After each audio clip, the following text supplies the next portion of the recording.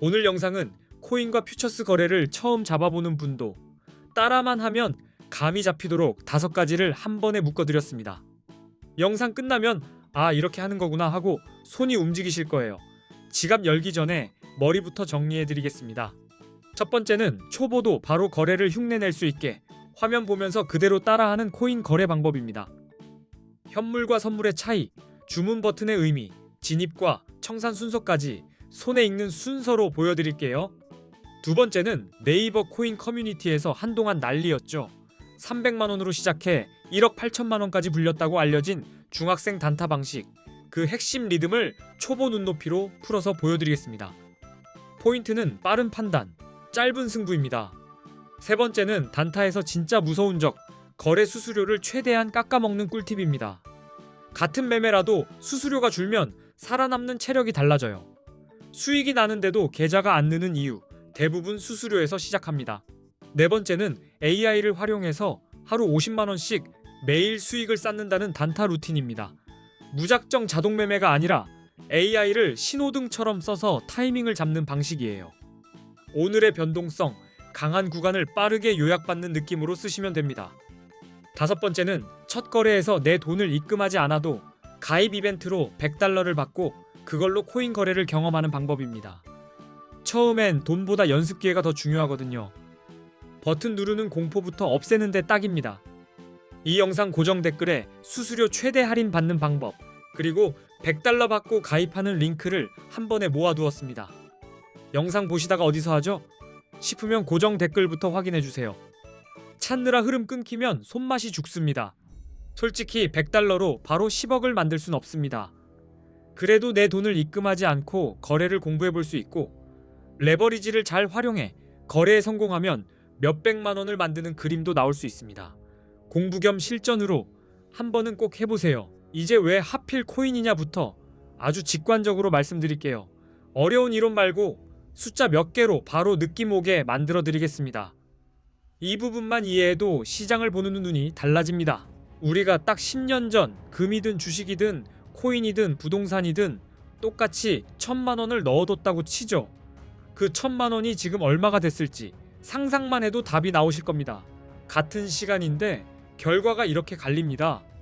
먼저 코스피 지수부터 볼게요.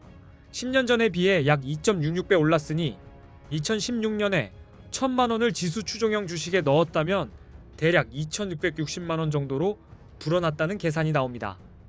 나쁘지 않지만 폭발적이진 않죠. 금은 더 직관적입니다. 2016년에 1,000만원으로 금을 사뒀다면 약 233.5g을 들고 있었을 거고, 2026년 기준으로 그 가치가 대략 5,160원 정도가 된다고 보시면 됩니다. 안정감이 있는 대신 속도는 제한됩니다. 부동산은 서울 기준으로 예를 들어볼게요. 2016년에 1,000만원어치 아파트 가치를 보유했다면 2026년에는 약 2,400만원 정도로 평가할 수 있다는 그림이 나옵니다. 꾸준하지만 누구나 바로 접근하긴 어렵습니다. 그런데 비트코인은 스케일이 다릅니다. 2016년에 1,000만원어치 비트코인을 샀다면 2026년에는 26억 원 이상이 되는 막대한 수익률이 나온다는 얘기죠. 숫자만 봐도 숨이 턱 막히실 겁니다. 이게 시장을 움직인 진짜 이유입니다. 이 정도만 봐도 우리가 바보가 아닌 이상 코인을 공부해야겠구나 하는 결론이 자연스럽게 납니다. 남들이 벌 때 멍하니 보고만 있으면 내 시간만 조용히 사라지거든요. 공부를 미루는 건 기회를 미루는 겁니다. 게다가 코인은 오를 때만 돈을 버는 구조가 아닙니다. 올라갈 것 같으면 롱에 베팅해 수익을 노릴 수 있고, 내려갈 것 같으면 숏에 베팅해도 수익을 낼 수 있어요. 방향만 맞추면 기회가 2배로 늘어납니다. 그래서 퓨처스가 매력적이죠. 그리고 수익이 나도 세금을 따로 내지 않아도 된다는 점까지 생각하면 투자처로서 굉장히 매력적인 수단이라고 느끼실 겁니다. 같은 수익이라도 손에 쥐는 감각이 다르니까요. 그래서 요즘 시장이 더 뜨거워진 거예요. 여기서 핵심 기능이 레버리지입니다. 국내 거래소엔 없지만 해외 거래소엔 레버리지가 있어요. 예를 들어 50만원으로 레버리지 10배를 쓰면 5천만원 규모의 투자금을 굴리는 것처럼 운용이 가능합니다. 작은 돈이 확성기를 달고 커지는 느낌입니다. 물론 30억 이상의 투자금을 가지고 투자하는 경우라면 레버리지 기능이 필요 없을 수도 있겠죠. 그런데 대부분은 작은 돈으로 시작합니다. 그 작은 규모로 큰 수익을 노리려면 레버리지 없이 승부가 잘 안 나는 구조라고 보시면 됩니다. 그래서 코인 거래의 첫걸음이자 가장 중요한 것은 좋은 코인 거래소를 고르는 방법입니다. 어떤 거래소를 쓰느냐가 거의 전부를 좌우하죠. 실제로 많은 한국 투자자들이 국내 거래소를 떠나 해외 거래소로 몰리고 있는 상황입니다. 해외 거래소로 한국인들이 몰리는 첫 번째 이유는 레버리지 기능 때문입니다. 국내는 레버리지 기능을 막아두었고 해외 거래소는 100배까지 가능하다고들 합니다. 해외에선 50만 원이 있으면 5천만 원까지 투자가 가능해져서 다들 그쪽으로 쏠리는 거죠. 두 번째 이유는 수수료 때문입니다. 국내보다 해외 거래소의 수수료가 훨씬 저렴하니 같은 매매를 해도 결과가 다르게 남습니다. 단타는 횟수가 많아서 수수료 차이가 눈덩이처럼 불어납니다. 세 번째 이유는 세금 때문입니다. 해외 거래소에서는 세금이 없는데 국내 거래소에서는 거래 수익에 대한 세금을 내야 한다는 얘기가 있습니다. 똑같이 벌어도 빠져나가는 구멍이 다르니 선택이 갈릴 수밖에 없어요. 한국인들이 가장 많이 이용하는 해외 거래소, 그리고 가입 시 $100 지급 이벤트를 하는 곳에 대한 정보를 고정 댓글에 적어두었습니다. 고정 댓글을 확인해 주시기 바랍니다. 링크를 눌러두면 나중에 헤매지 않습니다. 대형 거래소들의 수수료를 비교해 보겠습니다. 대형 거래소는 거래 수수료가 0.055%라고 치시죠. 1,000만 원 단타를 친다고 가정하고 20배 레버리지를 한다고 가정하면 1회 거래 시 수수료가 22만 원입니다. 하루에 10번만 거래해도 220만 원이 수수료가 되는 셈입니다. 여기서 다들 한 번은 멈칫하실 거예요. 수수료 때문에 절대 이길 수 없는 싸움이 되는 겁니다. 그래서 수수료가 저렴한 거래소를 이용하셔야 합니다. 이제 대형 거래소 4곳과 A 거래소를 비교해 보겠습니다. 기준은 5가지로 나눠볼게요. 수수료가 얼마나 저렴한지, 거래가 얼마나 간편한지, 한국어 지원이 되는지, 레버리지가 몇 배인지, 원화로 바로 입금이 되는지입니다. 거래 수수료부터 말씀드리겠습니다. A 거래소 수수료는 0.01%이고 바이비트는 0.095%, 비트겟은 0.006%, 바이낸스는 0.044%입니다. 숫자 한 줄 같지만 단타에선 이 한 줄이 생존선입니다. 한국어 지원은 A 거래소는 24시간 한국어 상담이 가능하다고 정리할 수 있고, 바이비트는 불가능하며 비트겟도 불가능하고 바이낸스도 불가능합니다. 급할 때 한국어로 바로 해결되는 게 생각보다 큰 차이를 만듭니다. 레버리지는 A 거래소는 200배, 바이비트는 100배, 비트겟은 125배, 바이낸스는 125배입니다. 같은 돈이라도 배수가 달라지면 진입 크기, 손절 폭, 전략이 전부 달라집니다. 원화 입출금은 A 거래소는 가능하며 바이비트는 불가능하고 비트겟도 불가능하며 바이낸스도 불가능합니다. A 거래소가 어디인지는 고정 댓글에 정보를 적어두었으니 이 영상의 고정 댓글을 꼭 확인해 주시기 바랍니다. 이제부터는 언제 롱을 잡아야 하고 언제 숏을 잡아야 하는지 설명드리겠습니다. 비트코인 같은 암호화폐는 변동성이 매우 크기 때문에 진입 타이밍이 중요합니다. 롱 포지션과 숏 포지션의 개념을 먼저 깔끔하게 잡아볼게요. 롱 포지션은 비트코인의 가격이 오를 것이라고 예상하여 코인을 매수하는 것을 말합니다. 쉽게 말해 가격 상승에 베팅하는 것입니다. 반면 숏 포지션은 비트코인의 가격이 떨어질 것이라 예상될 때 진입합니다.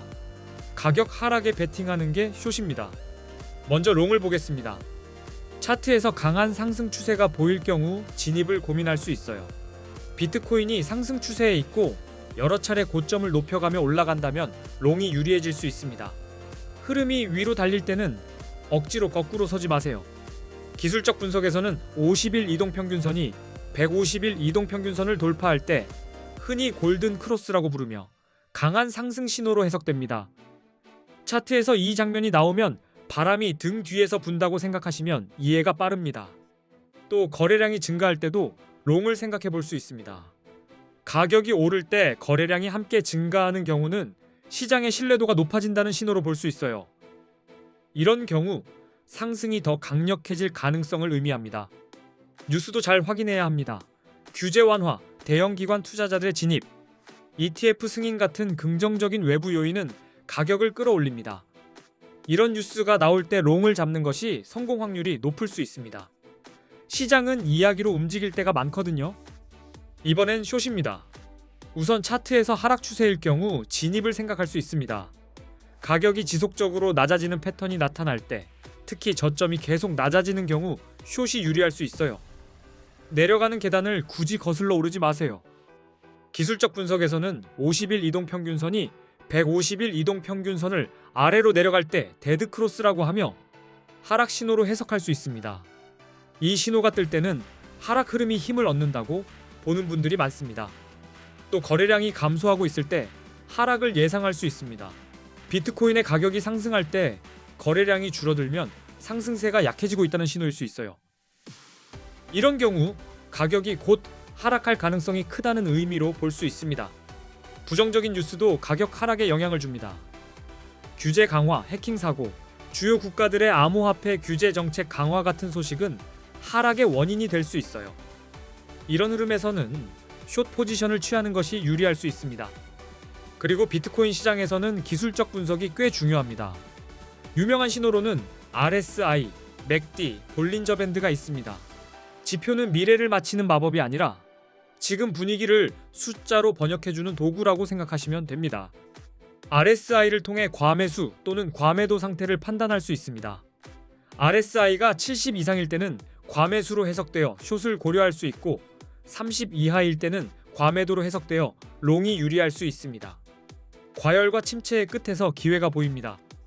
또한 맥디나 볼린저 밴드 같은 보조 지표를 사용하면 시장의 변동성과 트렌드를 더 잘 파악할 수 있습니다. 이런 도구들은 특정 시점에서 롱과 숏을 잡는 데 있어 중요한 판단 기준이 됩니다.